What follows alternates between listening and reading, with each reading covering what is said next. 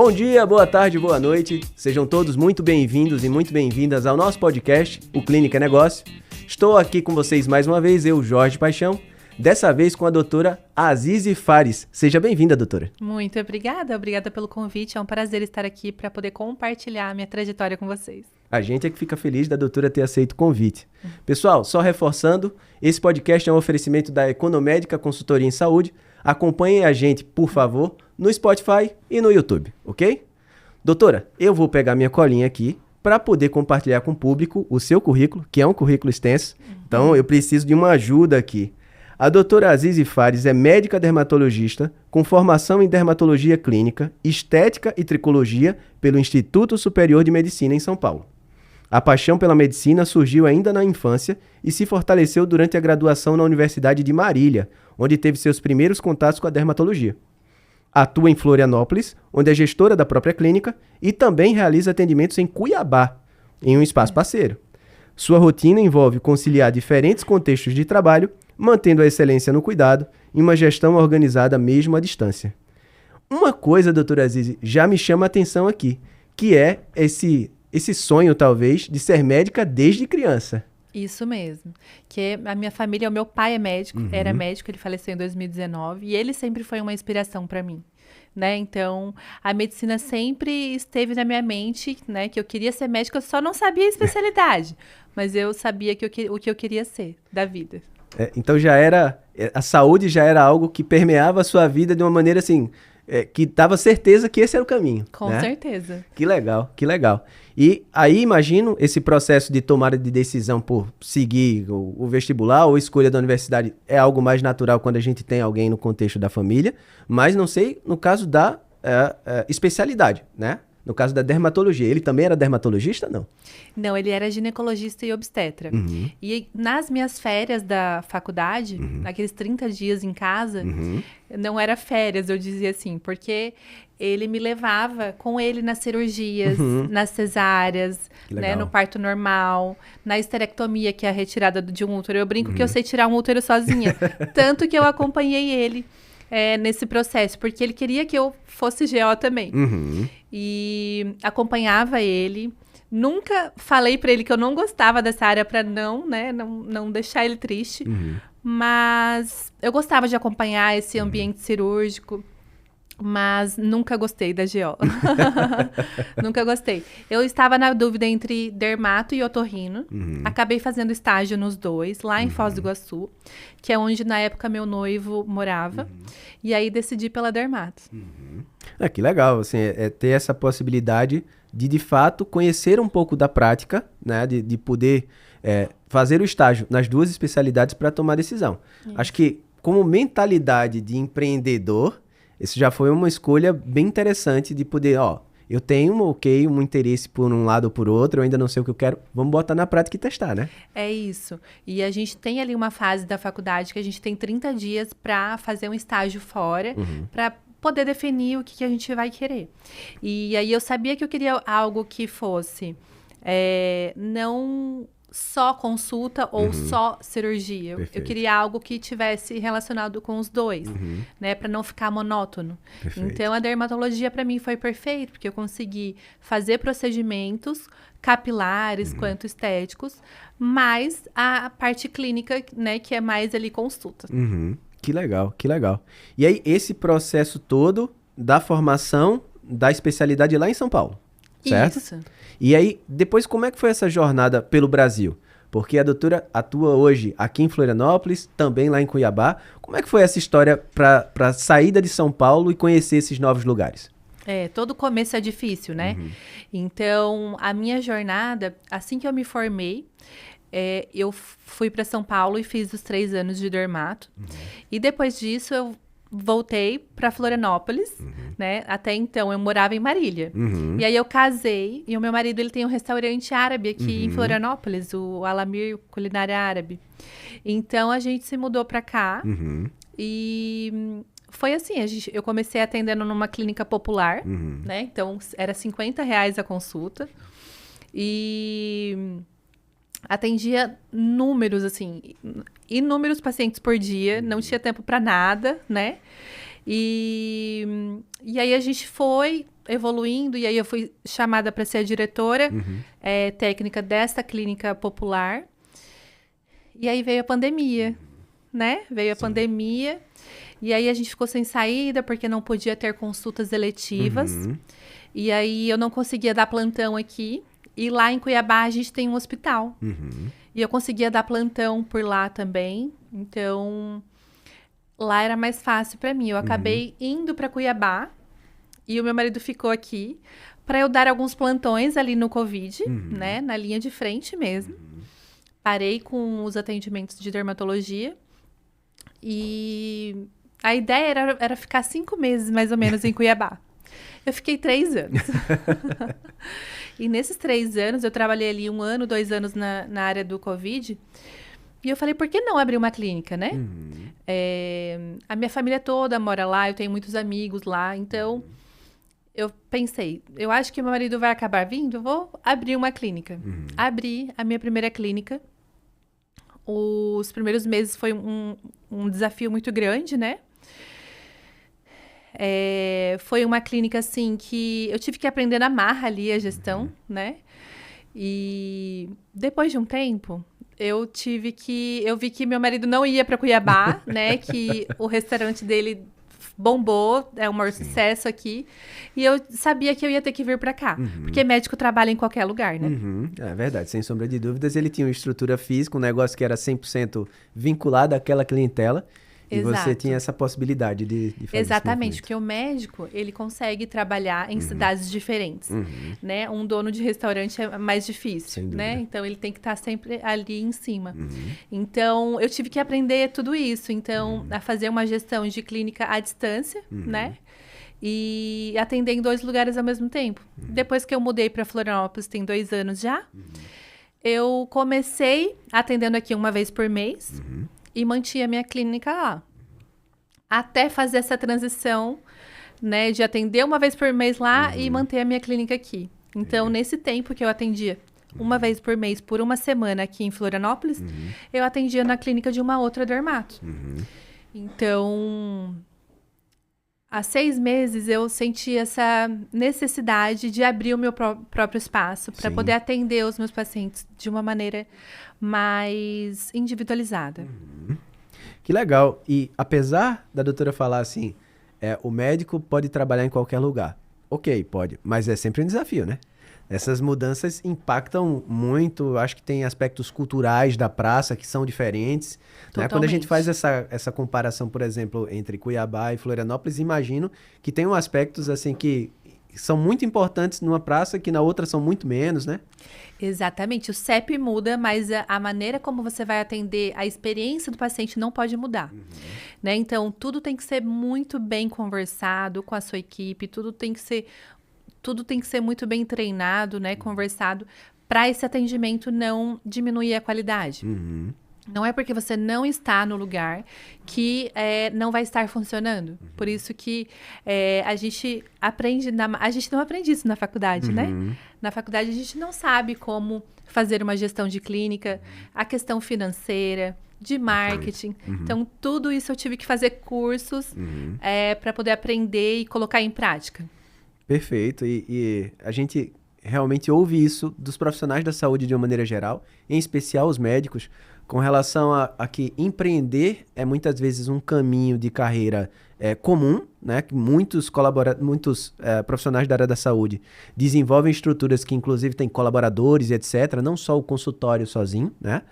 Porém, essa formação para fazer isso é algo que não acontece. A universidade e a especialização, a academia de uma maneira geral é muito voltada para a formação técnica, né? Isso. E aí nesse processo de mudanças, né? De clientelas diferentes, mas mantendo essa mesma forma de organizar o processo de atendimento, eu imagino que aí o digital também tem um impacto muito positivo, né? Porque você consegue levar um pouco da sua credibilidade de uma praça para outra através do digital. Ou estou falando besteira? Exatamente. O digital é a nossa vitrine, né? Então, na rede social que o paciente vai realmente ver como que vai ser o seu atendimento, o pré-atendimento, né? Então, eu acho que o treinamento da equipe tem que ser antes do atendimento, o atendimento online, depois o atendimento presencial e o pós-procedimento. Então, todo esse processo ele tem que estar bem conversado para a experiência do paciente ser única, né? Eu sempre falo assim, não adianta você fazer o melhor protocolo, o melhor tratamento para o paciente, se a experiência dele na clínica não foi sensacional. Ele tem que sair dali, jamais esquecendo da sua experiência dentro da clínica. Encantado, né? Encantado. Com aquilo que ele recebeu ali. E ainda nessa lógica da rede social e de ser uma vitrine, a gente conversava há pouco aqui com outros convidados e falava sobre isso, sobre a importância de transparecer na rede social aquilo que realmente é a essência do seu trabalho, né?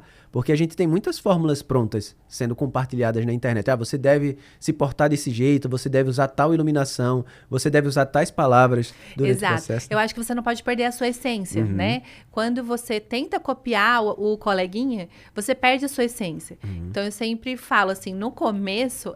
Todo começo é difícil, então eu, por exemplo, ficava muito nervosa para gravar um vídeo na rede social. Hoje eu já vi que eu, sendo eu mesma, eu consegui cativar os pacientes, não só como pacientes mesmo, sabe? Dentro da clínica.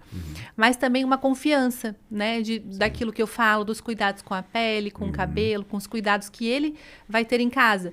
E eu recebo muitas mensagens, assim, de pacientes que falam, você mudou a minha rotina, agora eu já cuido mais de mim, já cuido mais da minha pele, da minha saúde. E então, isso muda a nossa vida também. E aí não é só a vitrine no sentido comercial do processo, né? De você absorver novos pacientes, de você alcançar um público que vai se tornar seu paciente fisicamente, mas também ampliar o alcance do seu propósito, né? Do motivo pelo qual você decidiu fazer medicina. Exatamente. Né? Que legal, que legal. E aí, doutora, a gente tem esse contexto de estar trabalhando em determinado momento com duas unidades diferentes, né? E ter tido essa clínica lá em Cuiabá e ter essa clínica aqui, eu decidi iniciar o processo, implantar uma clínica aqui.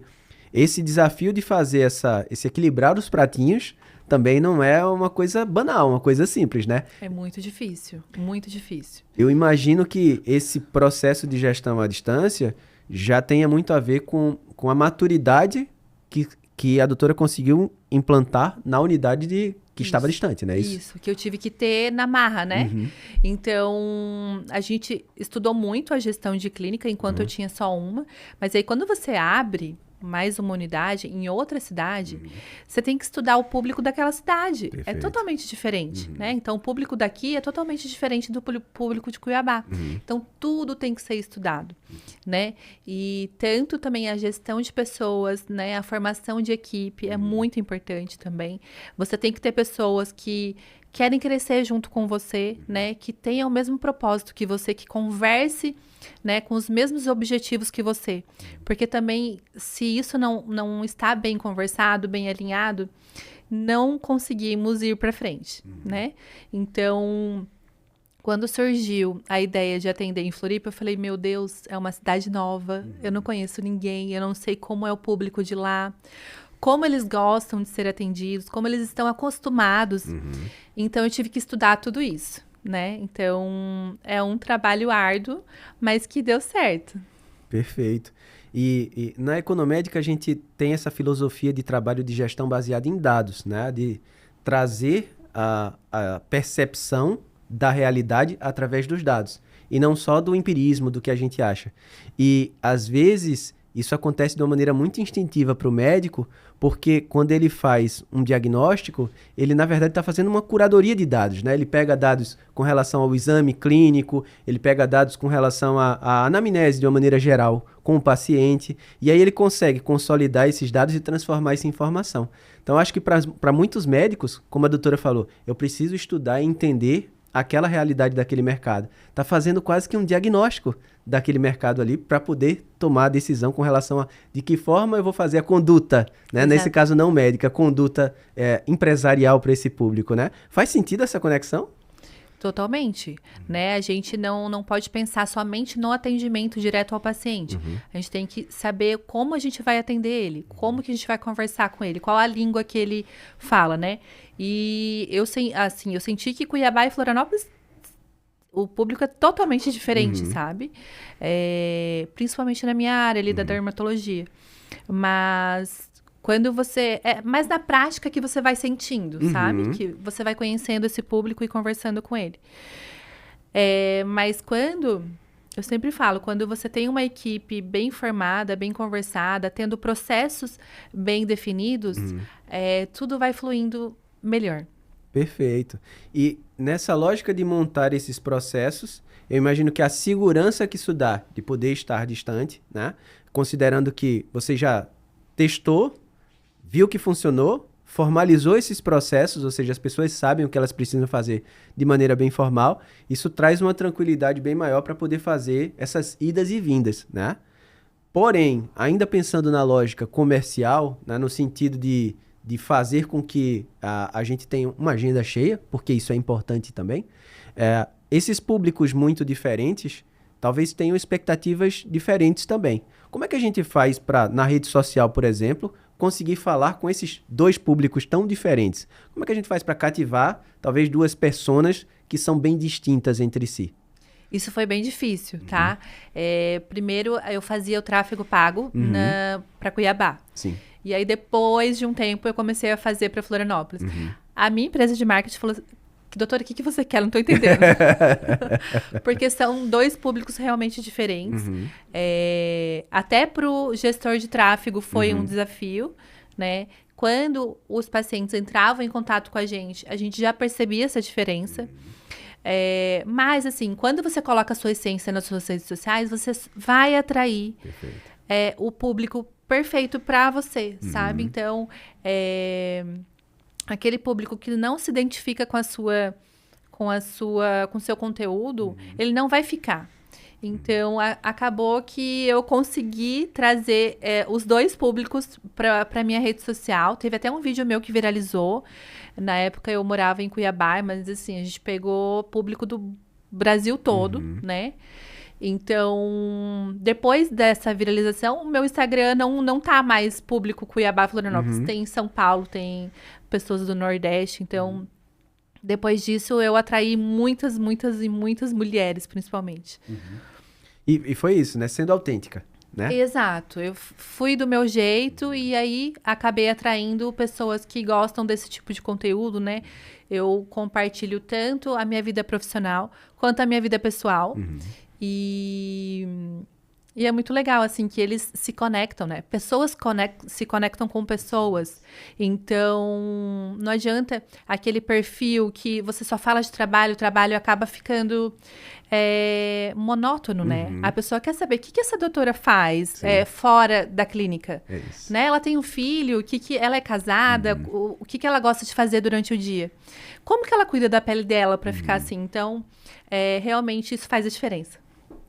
É bem importante ouvir isso de quem passou por essa situação e comprova com resultado que esse olhar para você se conectar ou você procurar se conectar com essas pessoas que teriam ou que têm afinidade com o seu perfil de trabalho, de fato funciona.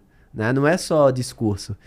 E você conseguiu comprovar isso com públicos tão diferentes, como públicos de uma região do país e de outra região, sendo você mesmo e trazendo para perto pessoas que têm interesse no perfil e na forma sua de pensar e de agir. Como você falou, pessoas se conectam com pessoas, né? E imagino que isso também valha para a sua equipe. Sim, né? Com certeza. De trazer essas pessoas que se conectam com você também, com a sua mentalidade. Exatamente. Né? Eu acho que toda a sua equipe tem que conectar com o mesmo objetivo que você tem, né? Da maneira que você trabalha. Porque senão não vai para frente, a gente já vê na prática, né? Quando a gente trabalha assim com gestão de clínica à distância, principalmente. Você não está ali presencialmente, mas a sua cultura tem que estar presente. Então, tudo tem que ser bem conversado. Perfeito. Em outro momento, a gente conversou com um convidado aqui, o Dr. Leonardo Perfeto, e ele falava que o meu atendimento começa no primeiro contato que a minha secretária tem no WhatsApp com um paciente meu. Né? E tem tudo a ver com isso, com o quanto essa pessoa que está trabalhando com você na sua equipe se conecta com os seus valores também, se conecta com o direcionamento da instituição que você quer dar. E isso faz com que a experiência do paciente, de fato, em ser atendido pela doutora Azize, inicie naquele primeiro contato ali no WhatsApp, né? Exatamente. A gente tem que estudar todo o processo que o paciente vai te procurar. Então, desde o meu vídeo que ele viu pela primeira vez, de como eu converso com ele naquele vídeo, até ele clicar nesse vídeo, querer conversar e agendar uma consulta, como que vai ser esse atendimento da secretária. A gente tem a ajuda da tecnologia nesse sentido, então o chat, por exemplo, ajuda muito a gente. Quando essa secretária tem dificuldade ali, mesmo com um treinamento constante. Então, eu sempre deixo bem claro, assim, que a gente tem que atender o paciente perfeitamente, desde o antes do atendimento até o pós-procedimento. Então, a jornada tem que ser muito bem estudada para que aquele paciente, ele seja bem acolhido e tenha vontade de indicar. E pensando nessa logística hoje que você faz, de estar presente em duas praças também, ainda praças diferentes, estando nessa ponte aérea, vamos chamar assim. Como é que funciona o seu processo de decisão de estar aqui ou estar lá? Né? E com aqui eu digo Florianópolis e lá Cuiabá. É uma agenda pré-definida, você já define assim, vou definir no ano quando é que eu vou estar lá, ou não, eu defino o próximo mês, ou o próximo 2 meses, ou é o contrário, de acordo com a demanda que tem em cada praça. Como é que hoje você toma essa decisão de onde ficar? Certo. Depois que eu mudei para cá e inverti, né? Que eu atendi aqui uma vez por semana, por uma semana. Certo. E depois que eu inverti, eu comecei a atender lá uma semana inteira, uma vez por mês. Eu falei, será que eu mudando para Florianópolis, os pacientes não vão mais querer ser atendidas por mim? Porque daí a gente não vai ter aquela constância do mês todo ali. Sim. Mas não, assim, elas continuaram, elas queriam. Tanto é que quando eu mudei pra cá, elas já mandaram mensagem desesperadas, né? Você não vai mais atender aqui, né? Mas eu consegui fazer essa logística de atender uma semana por mês. Então, eu deixo bem claro nas minhas redes sociais, para quem entra em contato no WhatsApp de Cuiabá, que é por uma semana, uma vez por mês, e que assim que sai a data, a gente já encaminha para todas elas, né? E aí eu posto nas minhas redes sociais e aí elas não perdem, já agendam. Então, quando é bem divulgado e quando você tem uma lista ali, o CRM ajuda muito a gente nisso, né? Quando você tem aquela lista de pacientes daquela cidade, daquela região, que faz um acompanhamento, principalmente aquelas pacientes que fazem tratamento capilar, que acaba sendo uma vez por mês, a gente já entra em contato direto e elas conseguem agendar. Então, todo esse processo de agendamento também tem que ser muito bem conversado. E depois que eu engravidei, né, eu parei de ir para Cuiabá, eu parei de viajar, eu decidi ficar um tempo sem viajar. Então, eu parei de atender por lá e eu estava atendendo numa clínica coworking mesmo, sabe? Depois que eu fechei a minha clínica lá e mudei para cá. Então, mas a minha secretária continua sendo a mesma, né? Então, eu não uso a secretária deles lá. Então, eu uso a minha, que já está treinada, né? Que já tem ali o contato com o CRM. Então, isso eu não queria perder, sabe? Essa essência do atendimento online que a gente tem e eu consigo ter acesso. Esse ponto do CRM é muito importante de trazer, porque boa parte dos profissionais que nos acompanham tem uma dificuldade de implementar realmente o uso de CRM. Por motivos diversos, por cultura, por uma questão de que outras coisas terminam sendo prioridade na correria do dia a dia da clínica. E aí a gente retoma mais uma vez o teu olhar da tua cultura e da tua forma de trabalho se amplificar para a tua equipe. Como foi esse processo de fazer com que a secretária, de fato, tivesse um uso pleno do CRM? Foi algo que partiu de você? Veio de alguma orientação externa? Teve alguma iniciativa da secretária em si? Como é que foi esse processo? Eu senti na prática que faltava a gente saber que, por exemplo, uma paciente fez o Botox hoje. Ela, daqui 5 meses, vai precisar refazer. como que eu vou fazer a secretária decorar que a gente vai ter que entrar em contato com aquela paciente de novo para ela fazer o Botox e a gente não deixar ela perdida para procurar em outro lugar? E aí, eu estudando muito bem, ouvindo em congressos, fazendo cursos de gestão, ouvi muito falar do CRM, né? Então, o CRM é um aliado pra gente, para nós médicos, que, principalmente na minha área, ajuda muito pra gente ter esse controle do paciente. Então, a gente consegue ter acesso ao data de aniversário, que a gente manda um mimo para casa do paciente. A gente consegue ter acesso ao que esse paciente fez de procedimento, quando que ele fez. A gente recebe uma mensagem, quando que está na hora de enviar uma mensagem, lembrando de refazer o seu tratamento, de acompanhar o seu tratamento. Então, é essencial. Então, eu senti falta dessa questão no início, e aí eu, estudando, eu vi que o CRM era essencial. Perfeito. E só para quem está acompanhando a gente e talvez ainda esteja em dúvida do que a gente está falando aqui, né, de CRM, a gente está falando, pessoal, do Customer Relationship Manager. É uma ferramenta para gerenciar relacionamento com os clientes, né? Como a doutora Aziz falou, para acompanhar esse processo, tanto de histórico de relacionamento desse cliente com a gente, mas também de gerenciar ainda quem não é cliente, quem é somente um lead, quem é uma pessoa que entrou em contato para buscar alguma informação, Exatamente. pelas redes sociais, pelo WhatsApp, né? Então, esse processo é muito legal porque a gente consegue ter esse mapeamento e, mais uma vez, usar dados para alimentar as nossas tomadas de decisão, né? Exato. Que bacana, doutora. E essa visão, acho que tem muito a ver com a cultura que a doutora implementa no trabalho do dia a dia com a equipe. E esse processo com a secretária foi tranquilo? O treinamento foi o próprio software que deu? Como é que foi com ela? Essa gestão da pessoa, assim, juntar tecnologia com a gestão de pessoas ali. Essa é a parte mais difícil, né? Que o CRM é perfeito, mas mexer nele não é fácil. Né? Então, essa é a parte mais difícil, ensinar a secretária. Então, a gente fez com que eles treinassem ela, não entendeu nada, né? Mas aí a gente foi fazendo várias reuniões e só na prática mesmo que a pessoa consegue realmente pegar o jeito, né? Então, foi, na verdade, com o tempo, na prática, que ela conseguiu aprender. Perfeito. E aí eu vou trazer aqui um conceito que eu insisto muito com os nossos clientes, de uma maneira geral, que competência, pessoal, envolve um tripé. São conhecimentos, habilidades e atitudes. Né? Essa parte das atitudes, se o colaborador já tem um comportamental que é legal, ótimo, isso é meio caminho andado.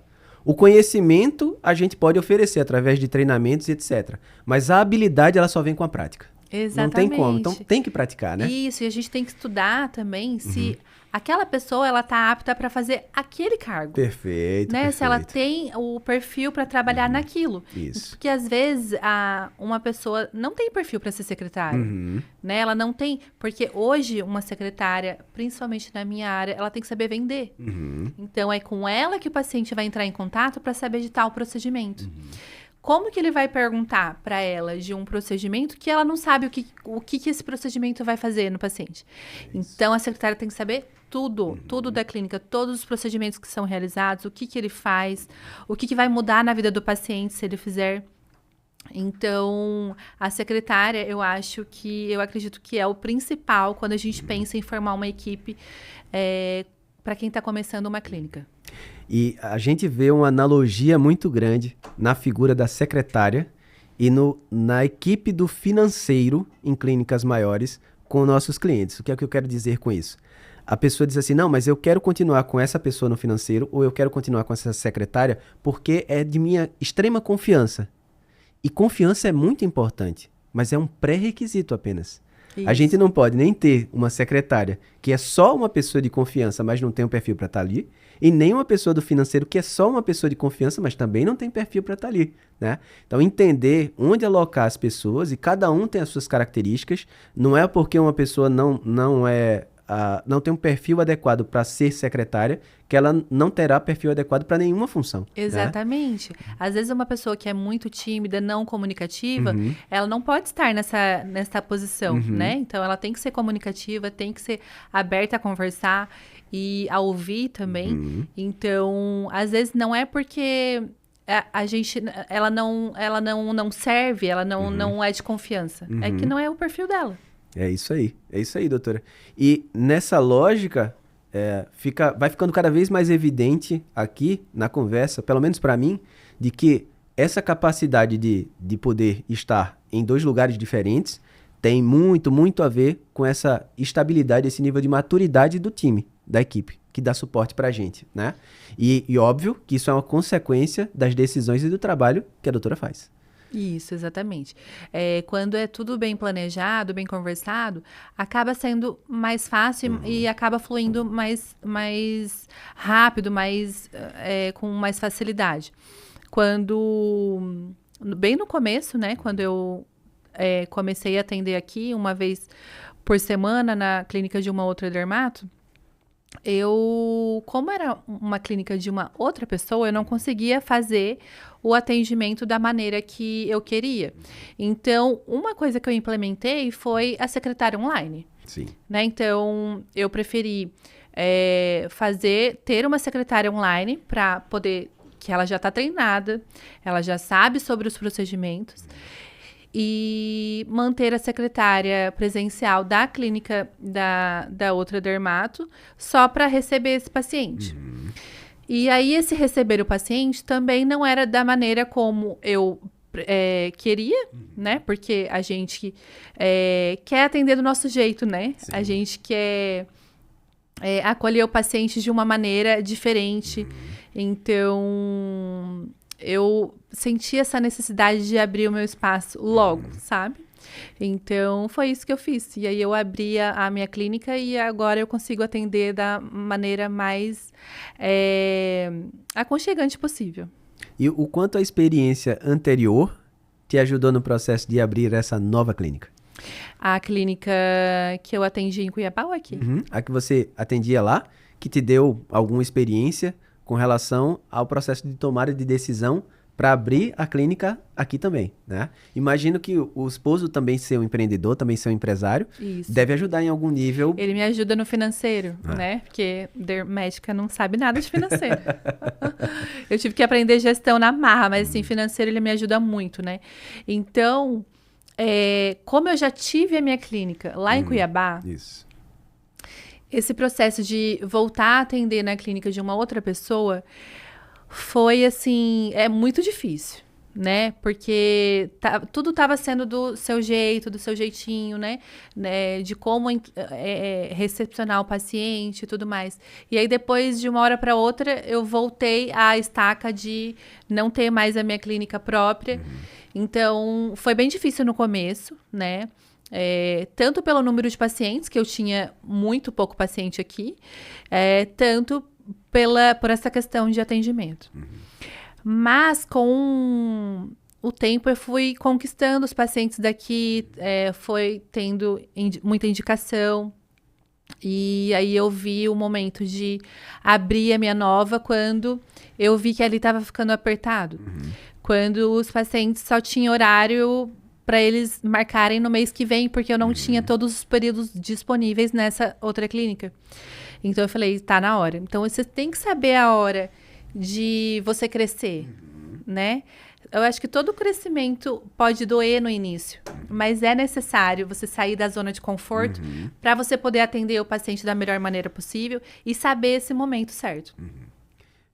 Muito boa colocação, porque essa é uma dúvida que muitos dos nossos clientes também têm.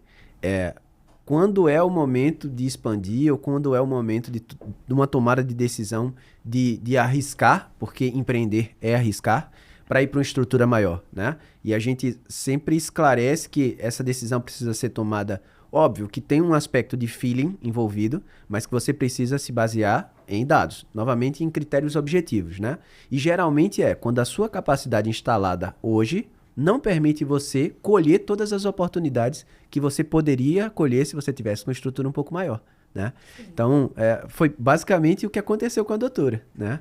Agora, eu imagino o quanto isso deva ser desafiador agora, como médica, como empresária e gestante também, né? Exatamente. E esse momento, como é que tem sido? É mais um pratinho para equilibrar e acho que com momentos assim mais difíceis, porque tem toda uma agenda da mulher gestante e, além disso, além de ter toda uma agenda, tem aspectos relacionados à própria questão física, de estar melhor ou estar pior no dia, né?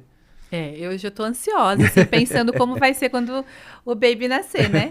Mas, Porque, assim, a clínica hoje, ela precisa de mim, mas ela não... Ela sobrevive sem mim, sabe? Perfeito. Então, os meus atendimentos, claro, vão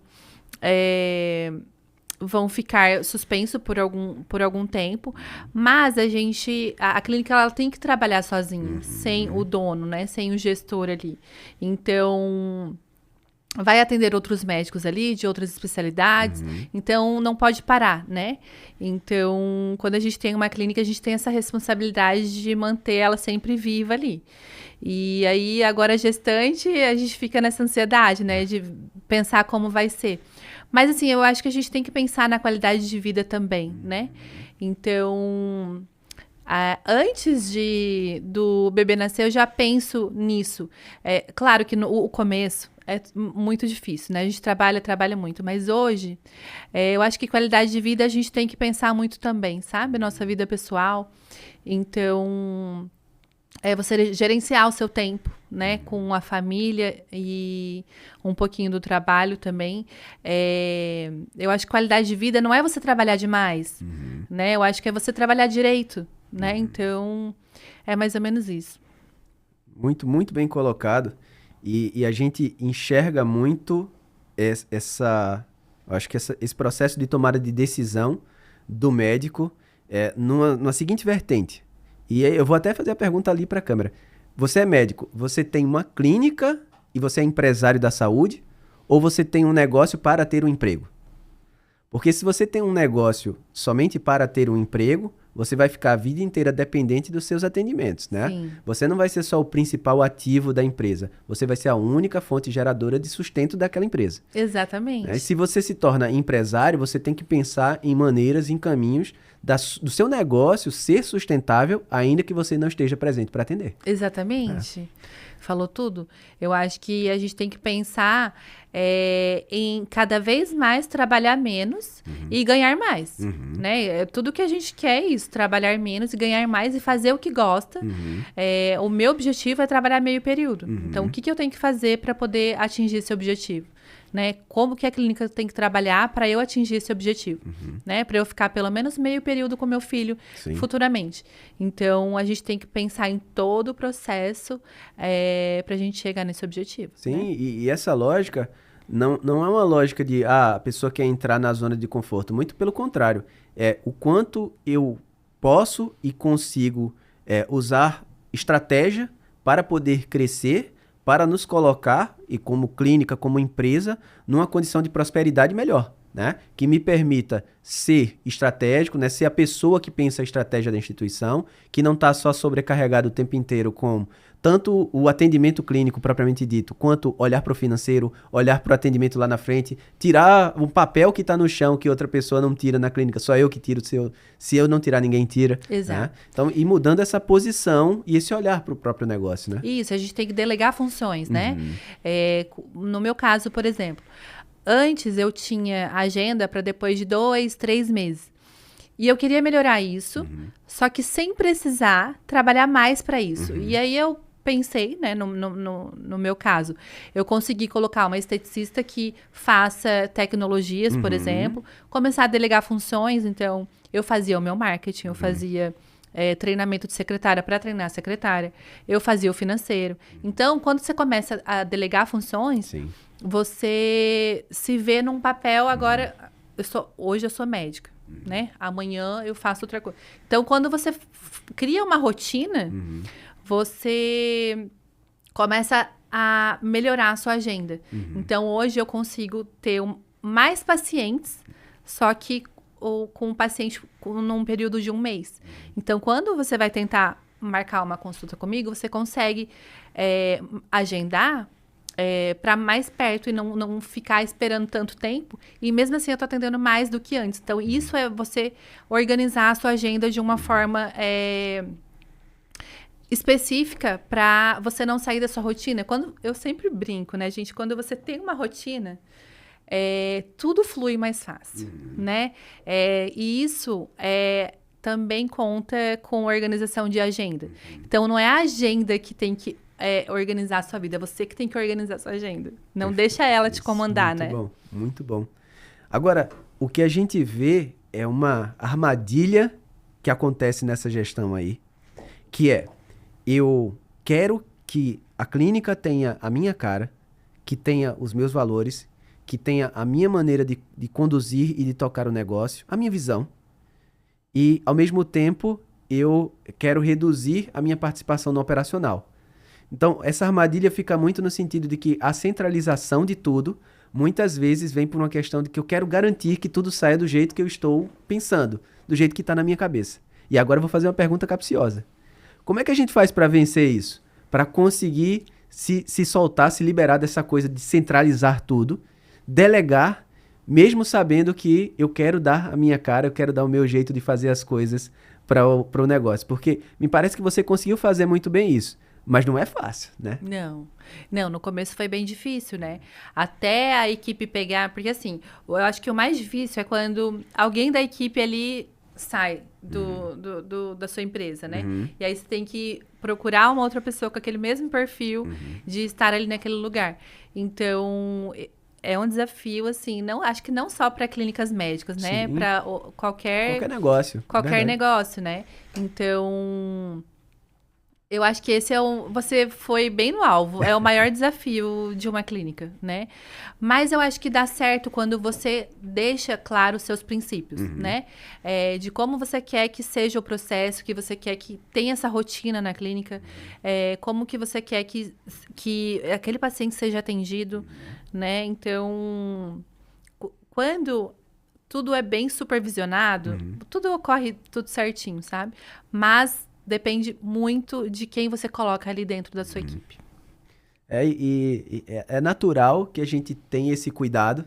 E eu vou usar a expressão que uma cliente nossa usou numa das últimas sessões. Ela falou assim, Jorge, eu tinha a sensação de que eu tinha comprado um carrão e que eu estava andando sem seguro. O que é que ela quis dizer com isso? Ela é de São Paulo e ela falava, eu tinha a sensação de que eu paro no farol e que alguém vai roubar o meu carro. Meu carro é a minha clínica. O meu carrão é a minha clínica. E eu tinha essa sensação de que eu estava desprotegida a todo tempo, né? E depois que a gente iniciou esse processo de consultoria, eu entendi melhor a realidade da minha clínica.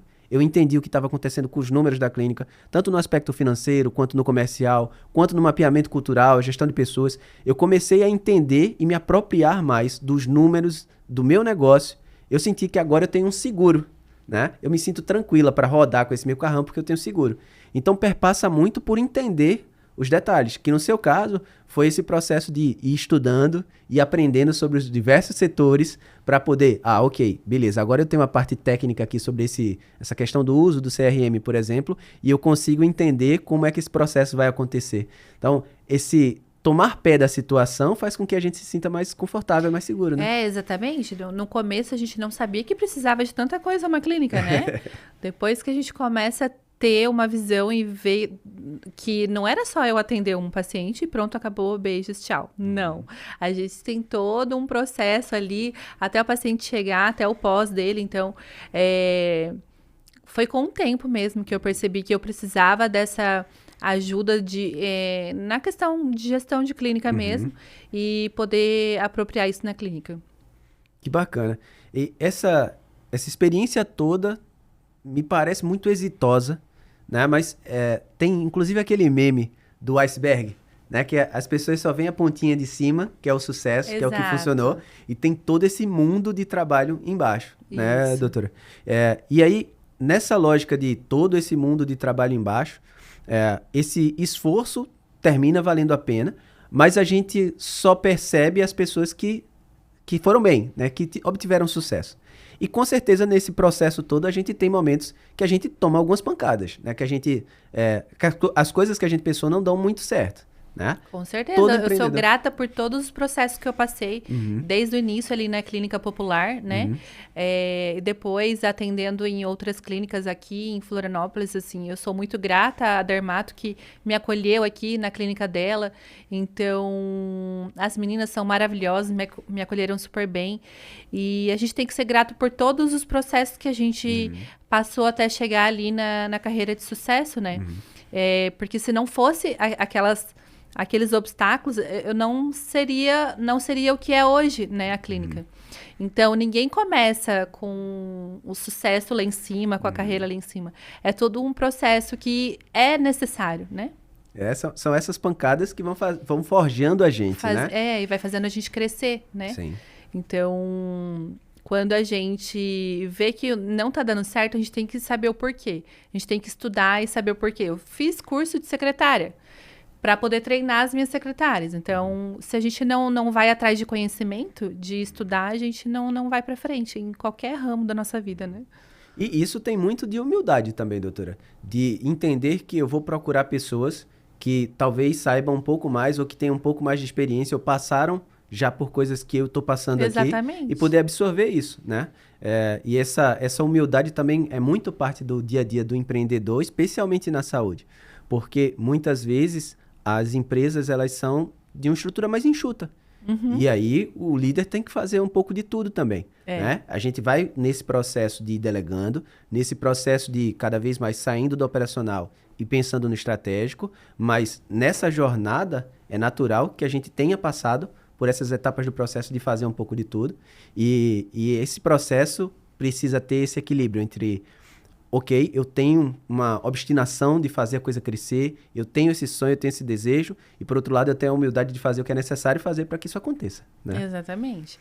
Não é você fazer tudo, é fazer tudo de um jeito certo, né? É isso aí. Então, quando a gente deixa tudo bem alinhado, a gente consegue atingir esse sucesso que a gente tanto almeja, né? Mas, assim, não é fácil, né? A gente tem que passar por tudo isso para poder chegar ali. Doutora, a gente está se encaminhando para o nosso finalzinho aqui. E eu vou fazer uma pergunta que a gente faz para todo mundo que senta aqui, que nos dá o prazer de estar trocando essa ideia, de estar conversando aqui com a gente, que é com relação à gestão do tempo. Esse talvez seja o recurso mais escasso que a gente tem. E agora, pensando como empresária, como médica, como mãe também, muitos pratinhos para a gente equilibrar. Que dicas, que sugestões, eu diria assim, alternativas a doutora ou usa no seu dia a dia, ou pensa que pode ser interessante para que as pessoas, especialmente empreendedores da saúde, possam gerir um pouco melhor o seu tempo? Rotina, né? Igual eu estava falando aqui, eu acho que quando você tem uma rotina muito pré-definida, a gente consegue ter essa qualidade de vida que a gente tanto almeja. E organizar a sua agenda e não deixar ela te organizar. Então, quando você consegue, por exemplo, eu vou dar uma dica aqui que geralmente eu faço. Você abre a sua agenda por um período só, por uma semana, assim, segunda de manhã, terça tarde, quarta de manhã, e aí quando isso encher, daí na próxima você faz a mesma coisa. E não deixa tanto tempo prolongado. E aí, junto com isso, você tenha outros profissionais trabalhando nesses outros períodos que você não tá, caso você tenha apenas uma sala. Então, com isso, você vai ter o tempo de trabalho ali na clínica, e quando você não tá, outra pessoa está trabalhando por você. E você não vai estar deixando de ganhar. Então, você vai ter tempo para sua família e vai estar trabalhando ali meio período, que seria o suficiente para você. Então, eu acho que você organizar a sua agenda vai ser o essencial para você conseguir ter uma qualidade de vida boa, assim, sabe? Muito, muito bom. Eu vou fazer até um trocadilho. É porque a clínica é negócio. E como negócio, a gente tem que pensar nesses caminhos de geração de receitas, de alternativas para fazer esse investimento continuar gerando prosperidade para a gente, né, doutora? Exatamente. Eu acho que quando você gerenciar a sua agenda, você vai conseguir gerenciar toda a sua vida. Tanto pessoal quanto profissional. Muito obrigado, doutora Zizi, pela sua presença aqui, por ter compartilhado com a gente um pouco da sua história. É muito bacana, eu tenho certeza que muitos empreendedores da saúde, muitos médicos vão ouvir, vão se identificar, vão assistir e vão perceber que tem ali, acho que ideias valiosas, experiências valiosas, que vão auxiliar também eles na sua jornada, né? A se desenvolverem, a crescerem como empresários, a crescerem como profissionais da saúde. Realmente a gente agradece muito pela sua participação. Muito obrigada a vocês pelo convite. Foi um prazer estar aqui compartilhando a minha trajetória com vocês até aqui. Claro que eu tenho muito a crescer, quero crescer cada vez mais, né? A gente tem muitos objetivos pela frente, a gente nunca pode parar, Mas foi muito bom estar aqui com vocês. A gente é que agradece a todo mundo que está nos ouvindo, que está nos assistindo, seja no Spotify, seja no YouTube. Contamos com vocês acompanhando os próximos episódios do nosso podcast do Clínica Negócio. Até mais, pessoal. Forte abraço.